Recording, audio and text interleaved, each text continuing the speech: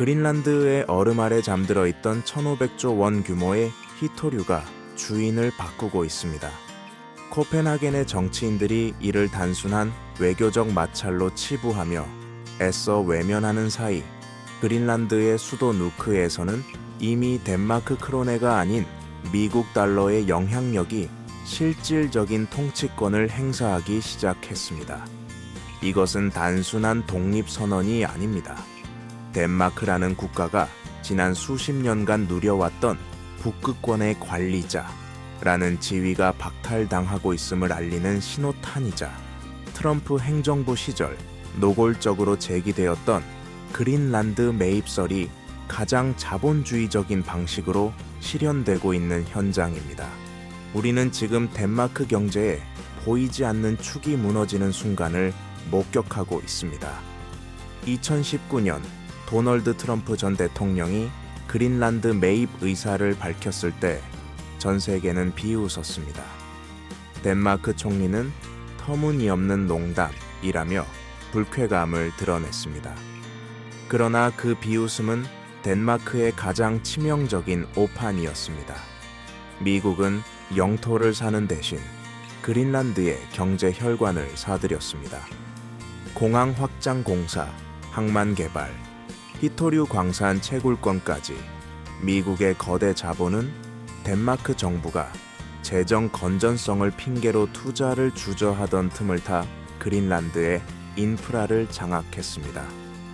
덴마크가 매년 그린란드에 지급하던 6천억 원 규모의 보조금 블록 그랜트은 이제 미국의 직접 투자 규모에 비하면 푼돈에 불과한 수준으로 전락했습니다.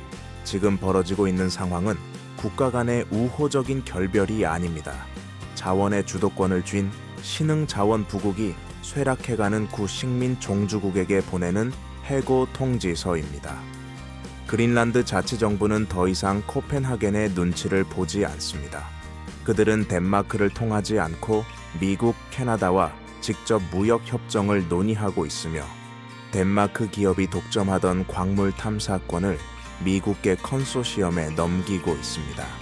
이것은 덴마크 경제에 있어 단순한 영토 상실 그 이상의 충격입니다. 덴마크가 EU 내에서 그리고 나토 내에서 가질 수 있었던 지정학적 몸값의 90%는 바로 그린란드라는 거대한 전략적 자산에서 나왔기 때문입니다. 더욱 섬뜩한 징후는 금융시장에서 감지되고 있습니다. 덴마크 국채에 대한 장기 투자 포지션이 미세하게 그러나 확실하게 줄어들고 있습니다. 글로벌 헤지 펀드들은 이미 그린란드 없는 덴마크의 가치를 재산정하기 시작했습니다. 북극 항로의 통제권과 히토류 공급망의 결정권을 잃은 덴마크는 그저 유럽 북쪽 끝에 붙은 인구 580만의 작은 농업 국가로 회귀할 위기에 처했습니다. 이는 마치 대기업의 핵심 계열사가 경쟁사로 넘어가는 적대적 M&A와 다를 바 없습니다. 문제는 덴마크 정부가 이 거대한 지각 변동을 막을 골든타임을 이미 놓쳤다는 점입니다. 그들은 미국의 자본 공세가 일시적인 현상일 것이라 믿었고 그린란드가 덴마크의 재정 지원 없이는 생존할 수 없을 것이라는 오만한 낙관론에 빠져 있었습니다. 하지만 현실은 냉혹했습니다. 히토류 가격의 폭등과 미중 패권 경쟁 속에서 그린란드의 전략적 가치는 수직 상승했고 덴마크가 제공하는 안락한 복지보다 미국이 제시하는 막대한 현금과 개발이 그린란드인들의 욕망을 자극했습니다. 오늘 우리는 이 사태를 단순히 먼 북유럽의 이야기로 치부해서는 안 됩니다. 동맹국이라 믿었던 미국이 국익 앞에서는 얼마나 철저하게 상대국의 경제적 기반을 해체할 수 있는지, 그리고 변화하는 시대의 흐름을 읽지 못한 국가가 치러야 할 대가가 얼마나 혹독한지를 보여주는 가장 적나라한 케이스 스터디이기 때문입니다. 덴마크의 위기는 곧 지정학적 가치의 경제 안보를 의존하고 있는 모든 국가들에게 보내는 묵시록과 같습니다. 지금부터 덴마크가 맞이하게 될 업보의 실체를, 그리고 그 이면에 숨겨진 자본의 냉혹한 메커니즘을 하나씩 해부하겠습니다. 이 사태의 본질은 덴마크가 지난 반세기 동안 유지해온 복지 식민주의 (welfare colonialism의) 참담한 실패입니다. 덴마크가 그린란드를 통제해온 방식은 매우 정교하게 설계된 의존성에 기반하고 있었습니다. 덴마크 정부는 매년 그린란드 예산의 절반 이상을 보조금 (빌러크 그랜트) 명목으로 지원하며 그들의 생존을 코펜하겐의 재무부에 철저히 종속시켰습니다. 겉으로는 북유럽식 인도주의적 지원처럼 보였지만 경제학적 관점에서 보면 실상은 그린란드가 자체적인 산업 기반을 갖추지 못하게 만드는 달콤한 독이었습니다. 어업 외에는 별다른 수익 모델이 없는 기형적인 경제 구조를 고착화시킴으로써 덴마크 없이는 하루도 버틸 수 없는 무력감을 심어주는 것이 지난 수십 년간 덴마크의 암묵적인 통치 메커니즘이었습니다. 그러나 이 견고했던 메커니즘에 치명적인 균열을 낸 트리거는 바로 기후 변화와 미국의 실리주의가 결합한 외부 충격이었습니다. 지구 온난화로 빙하가 녹아내리며 채굴 비용이 급격히 낮아지자 그린란드의 자산 가치는 보조금을 잡아먹는 하마에서 21세기 산업의 쌀인 히토류의 보고로 순식간에 재평가되었습니다. 덴마크 관료들이 이 거대한 변화를 단순한 환경 문제로만 접근하며 탄소 중립 규제 따위를 논의할 때 월스트리트의 자본과 펜타곤의 전략가들은 이를 철저한 투자 수익률 (ROAE의) 관점에서 분석했습니다. 덴마크가 환경 보호를 명분으로 광산 개발을 주저하는 사이 미국은 2020년 누크의 영사관을 다시 열었습니다. 1953년 폐쇄 이후 무려 67년 만의 귀환이었습니다. 이는 덴마크 정부를 거치지 않고 그린란드 자치정부와 직접 소통하겠다는 사실상의 외교적 선전포고였습니다. 트럼프 전 대통령의 그린란드 매입설은 결코 우발적인 해프닝이나 미치광이의 헛소리가 아니었습니다. 그것은 부동산 개발업자 특유의 동물적인 감각으로 던진 시장 조사를 겸한 가치 평가 (valuation) 시도였습니다. 그 발언 이후 미국 국무부는 즉각적으로 1210만 달러 규모의 경제 지원 패키지를 제안했습니다. 금액 자체는 덴마크의 연간 보조금에 비하면 턱없이 적었지만 자금의 성격이 완전히 달랐습니다. 덴마크의 돈이 그저 입을 막고 현상을 유지하는 생활비였다면 미국의 돈은 광산 개발 컨설팅, 관광 인프라 구축, 에너지 자립 등 경제적 독립을 위한 시드머니였습니다.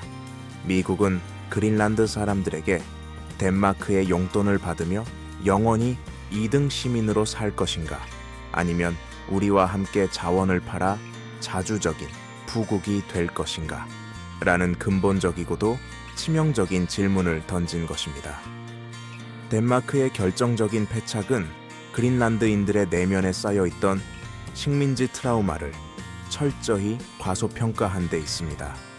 덴마크는 자신들을 자비로운 후원자로 포장해왔지만 그린란드 내부에서는 높은 자살률과 알코올 중독, 사회적 소외가 덴마크 중심의 차별적 시스템 탓이라는 분노가 이미 임계점을 넘고 있었습니다. 미국 자본은 이 벌어진 틈을 정확히 파고들었습니다. 그들은 덴마크를 발전을 가로막는 낡은 관리자로 프레이밍하고 자신들을 번영을 가져다줄 새로운 비즈니스 파트너로 포지셔닝하는 데 성공했습니다. 결국 현재 덴마크가 겪고 있는 위기는 우연한 외교 참사가 아닙니다. 변화하는 자산 가치를 읽지 못하고 파트너를 영원한 하청업체 취급했던 덴마크 정부의 오만함이 불러온 구조적 파산입니다. 관리의 시대는 끝났고 이제 냉혹한 거래의 시대가 열린 것입니다. 감정은 거짓말을 할 수 있어도 숫자는 결코 거짓말을 하지 않습니다. 시장은 이미 그린란드의 이탈을 덴마크 경제의 구조적 밸류에이션 하락으로 덤덤하게 반영하기 시작했습니다. 가장 먼저 반응한 것은 국가 신용도의 바로미터인 국채 시장입니다. 덴마크는 오랫동안 독일 국채 분드와 거의 동일한 수준의 초저금리를 누려왔습니다. 이는 안전 자산으로서의 지위 덕분이었습니다. 그러나 최근 코펜하겐 증시에서 관측된 데이터는 불길한 징후를 보여줍니다. 덴마크 국채와 독일 국채 간의 금리 차이, 즉 스프레드스가 미세하지만 꾸준하게 벌어지고 있습니다.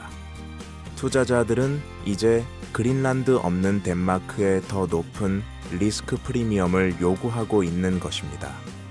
이는 덴마크 정부가 앞으로 갚아야 할 이자 비용이 눈던기처럼 불어날 것임을 의미합니다. 더욱 치명적인 지표는 잠재 성장률의 하락입니다. 덴마크 경제연구소들의 비공개 시뮬레이션에 따르면 북극권 자원 개발권과 항로 통제권을 상실할 경우 덴마크의 장기 잠재 성장률은 현재의 1%대 중반에서 0%대 초반으로 사실상 성장 정지 상태로 추락할 것으로 예측됩니다. 이는 단순한 영토 축소가 아닙니다. 그린란드 남부 크바네펠드 케이바네프젤드 광산 한 곳에 매장된 히토류 가치만 추산해도 덴마크 연간 GDP의 수배에 달합니다.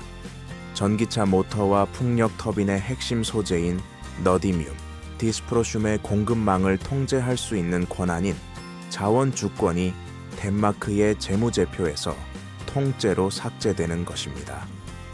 과거 영국이 브렉시트 이후 겪었던 무역 비용 상승과 경제 규모 축소가 연착륙 수준이었다면 자원 의존도가 낮은 소국 덴마크가 겪게 될 충격은 경착륙을 넘어선 추락에 가깝습니다.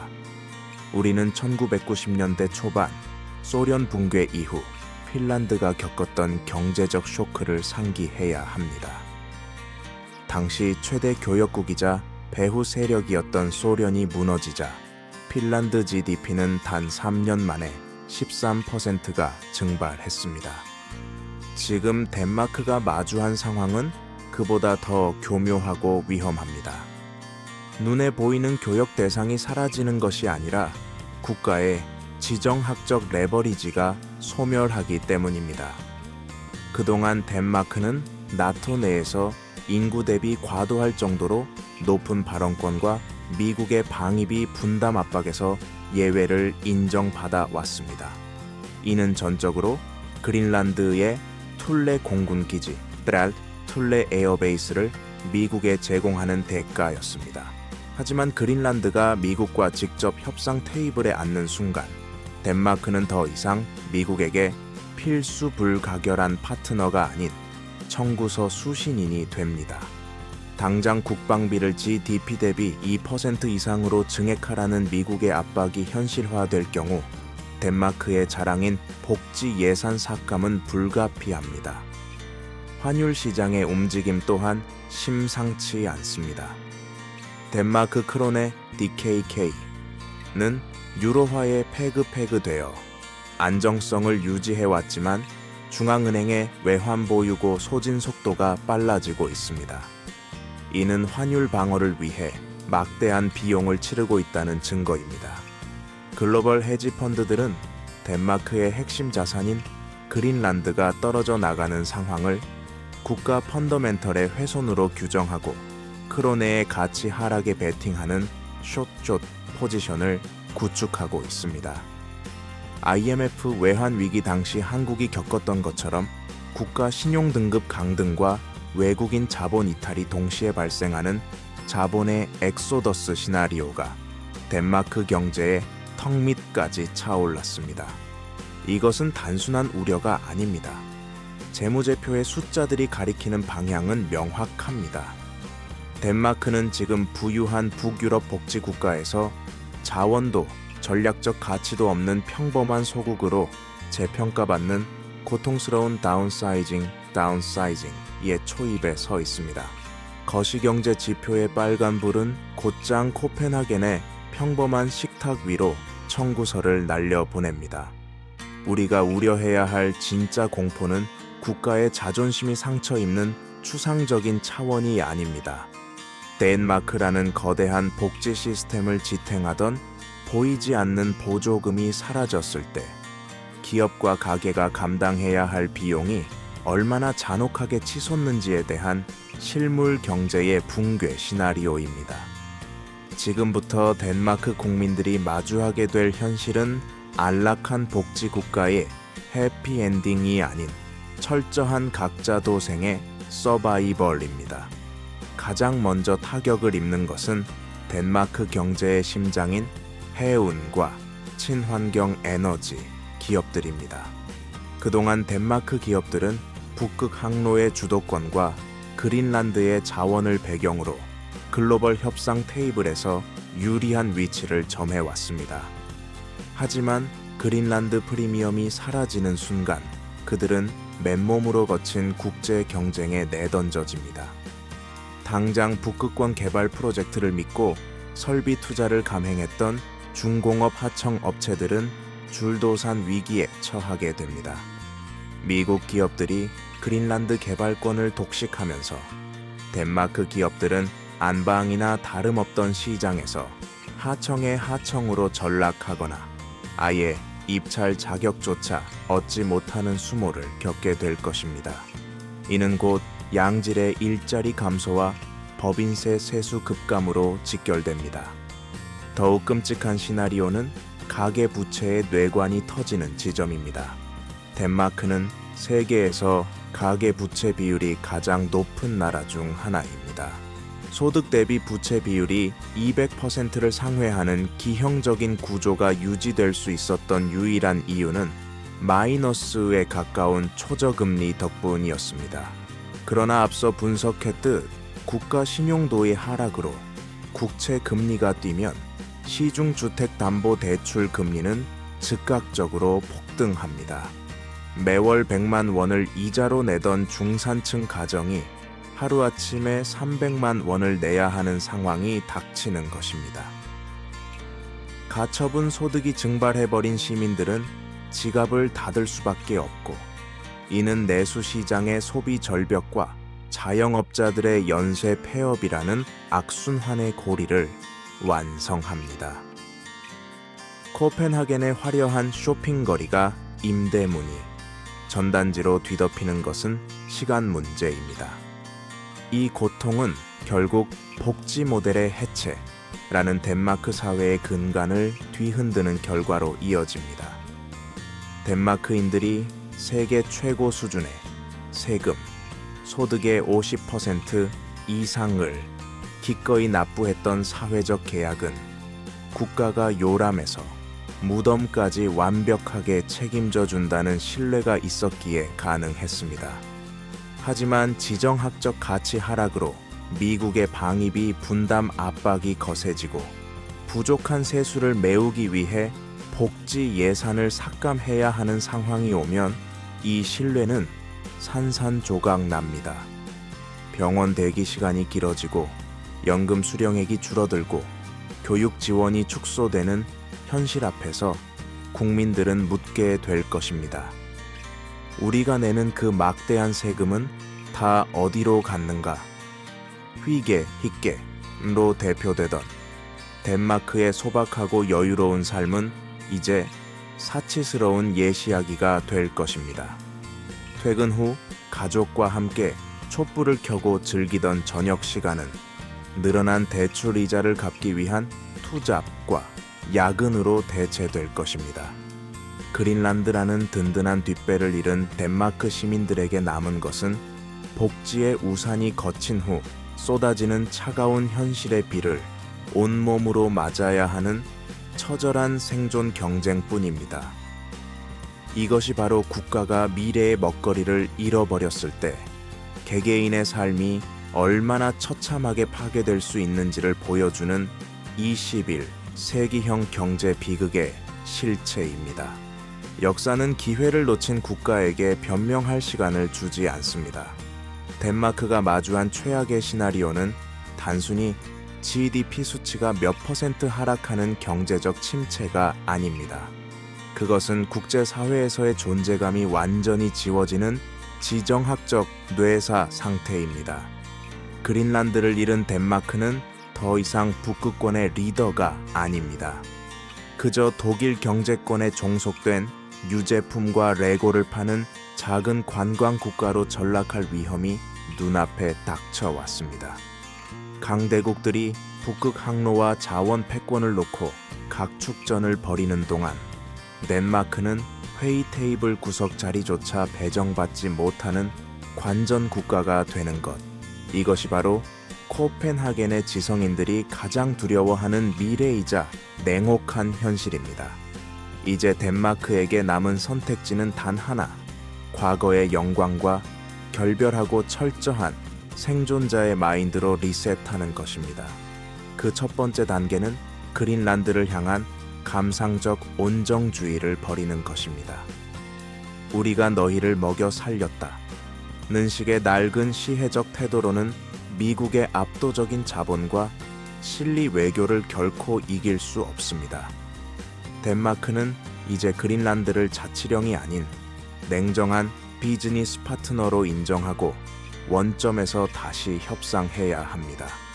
미국이 제시하는 것보다 더 매력적인 기술적 솔루션과 지분 투자 모델을 제시하지 못한다면 500년 넘게 이어온 덴마크 그린란드의 역사는 우리 세대에서 종말을 고하게 될 것입니다. 이것은 비단 덴마크만의 문제가 아닙니다. 자원 없이 인적 자원과 수출에 의존해 살아가는 대한민국과 같은 국가들에게 덴마크의 위기는 섬뜩한 예언서와 같습니다. 전통적인 우방이라는 낭만적인 수사는 자국의 이익 앞에서는 휴지 조각에 불과하다는 사실을 트럼프 이후의 국제 질서가 증명하고 있습니다. 영원한 동맹도 영원한 후견인도 없습니다. 오직 계산기를 두드려 이익이 될 때만 손을 잡는 거래의 시대가 도래했습니다.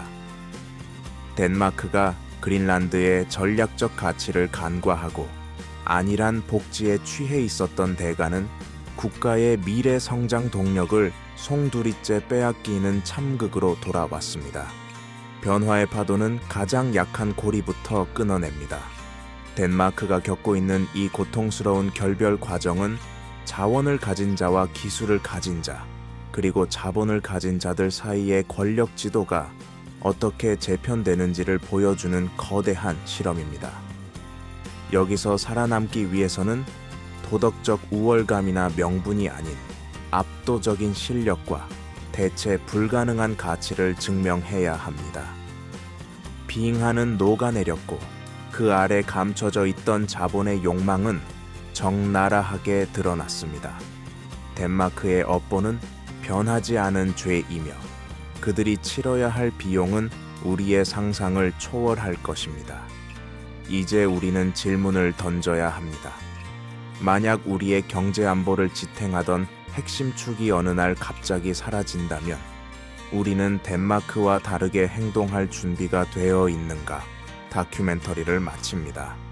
덴마크의 겨울은 이제 막 시작되었습니다.